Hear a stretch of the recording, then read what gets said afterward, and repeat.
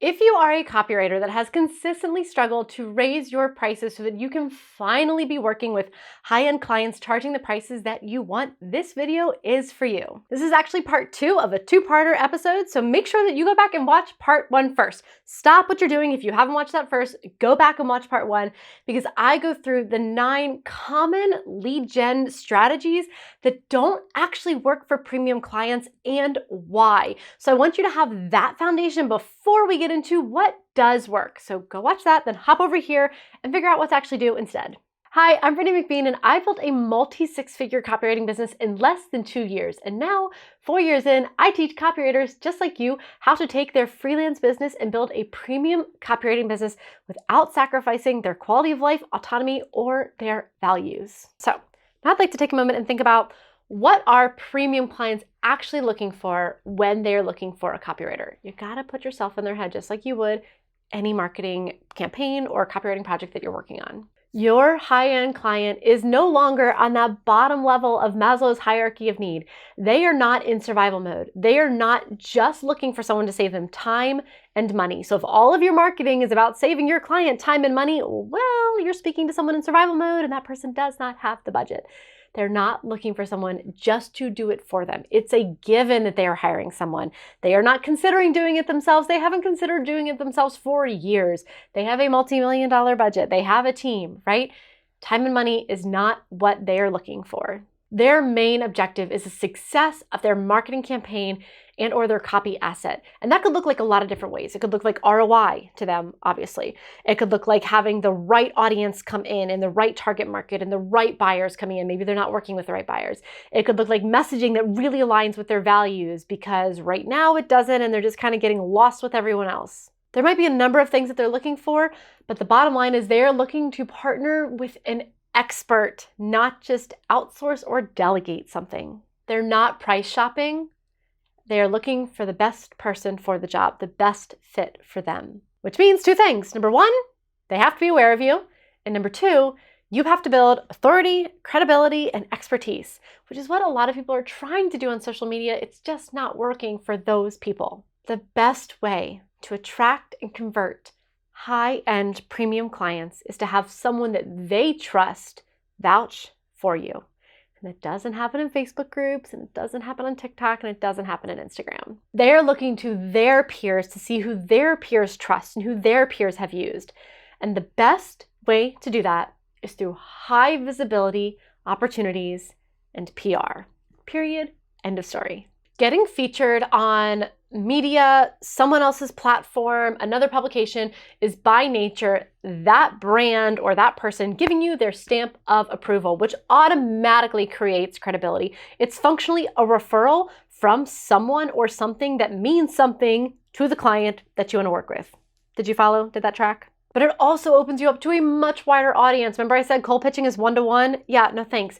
Getting on a podcast, 1 to hundreds of thousands. Getting in a media article, 1 to millions. I like those numbers a lot better. It's not just about getting logos next to your name, but it also kind of is sometimes. Okay, almost every single inquiry that comes in mentions something like this. I heard you on so-and-so's podcast. And then I went and listened to all of the podcasts you've been on, and I knew that I had to work with you. They are inquiring not like after a launch failed or after their other copywriter quit. That's not like the moment where they are needing to work with me. They are inquiring as soon as they heard me on a podcast or as soon as they read something about me and then went and Googled me and read everything else I've written or heard all of my other podcasts. That's when they jump in, BrittanyMcBean.com/contact and submit an inquiry saying, I need to work with you right now.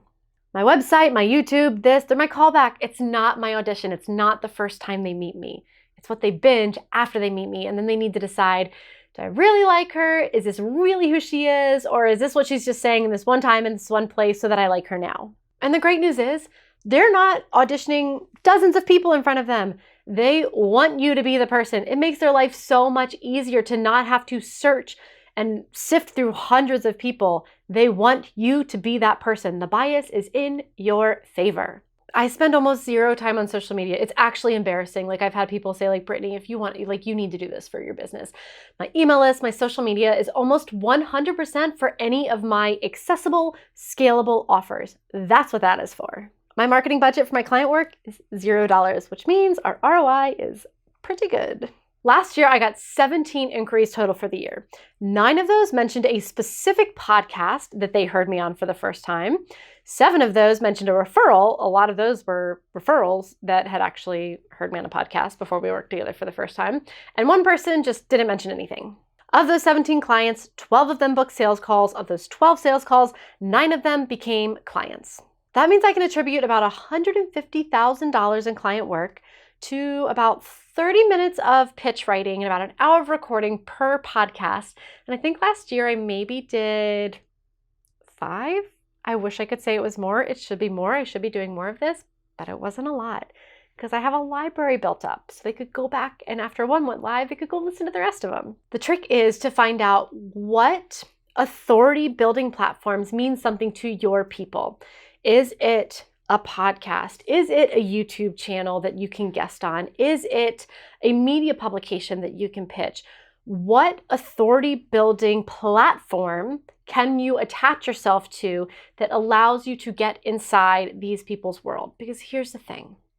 Yes, once you break into a circle, you're in it. You're in it for life. Your name is going to get passed around and you're good. Like, you will not have to work that much for lead gen, hopefully, right? And once you start getting referrals, they just kind of come.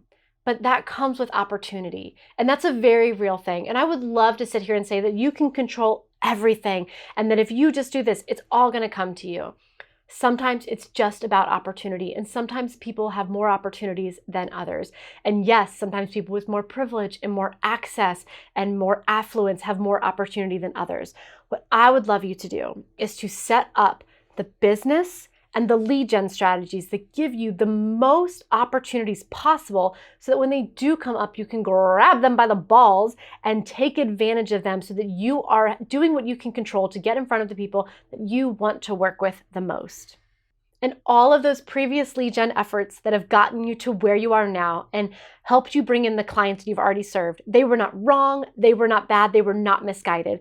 They were exactly what you needed to get to where you are. But if you're done with those $2,000, $4,000 months that you just feel stuck and plateaued at, maybe it's time to switch up the strategy and start a different level of lead gen so that you can start bringing in a different level of clients so that you can raise your prices and you're getting those proposals in front of clients who actually expect to pay that 5-figure price tag. All right, there you go. There's the end of part 2 of how to actually generate premium leads for your copywriting business. If this was helpful, I just want to let you know that I do teach more of this inside a program. It's a 12-month mentorship and training program specifically for copywriters wanting to take their freelance business to a premium copywriting business.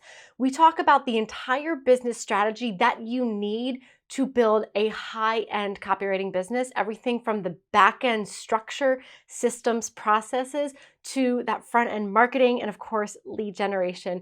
You get SOPs, templates, swipes, zaps, the entire back end of the business, and the entire strategy is handed to you on a silver platter. And then of course, you have a full year of coaching and mentorship so that you can figure out exactly what this looks like for your specific business.